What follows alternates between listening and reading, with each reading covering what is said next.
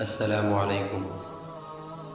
حضرت جابر رضی اللہ عنہ سے روایت ہے کہ رسول اللہ صلی اللہ علیہ وسلم نے فرمایا، اے لوگو، اللہ تعالیٰ سے ڈرو اور دنیا طلبی میں اعتدال کا راستہ اختیار کرو، اس لیے کہ کوئی اس وقت تک نہیں مرے گا جب تک اپنی روزی پوری نہ کر لے۔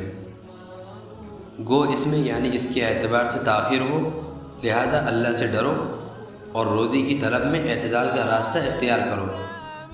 صرف وہی لو جو حلال ہو اور جو حرام ہو اسے چھوڑ دو۔ ابن ماجہ حدیث نمبر 2144۔ اس حدیث سے ہم کو یہ سبق حاصل ہوتا ہے کہ ہر مسلمان کے لیے فرائض خداوندی یعنی نماز، روزہ، حج، زکوٰۃ کے بعد رزق حلال کے لیے کوشش کرنا فرض ہے، لیکن دنیا طلب کرنے میں جلدی نہ کریں۔ اس بات کو ہمیشہ ہم لوگوں کو یاد رکھنے کی سخت ضرورت ہے کہ جتنی ہماری روزی ہمارے حق میں لکھی گئی ہے وہ ہر حال میں ہم کو ملے گی، کوئی اسے ٹال نہیں سکتا، اور موت بھی اپنے وقت پر ہی آئے گی۔ تو اس لیے ہم لوگوں کو چاہیے کہ ہم لوگ اگر دنیا کما رہے ہیں، دنیا بھی حاصل کریں اور ہم لوگ اپنی آخرت بھی بنائیں۔ آخرت ہم لوگوں کی کیسے بنے گی؟ آخرت ہم لوگوں کی ایسے بنے گی، جو ہم لوگ دنیا طلب کرنے میں صبح شام لگا رہے ہیں اپنا، تو ہم لوگوں کو یہ بھی معلوم ہونا چاہیے کہ جہاں ہم اپنا ٹائم دے رہے ہیں، جس جگہ ہم کام کر رہے ہیں یا جس جگہ سے ہم کما رہے ہیں، آیا وہ جگہ صحیح ہے یا غلط ہے؟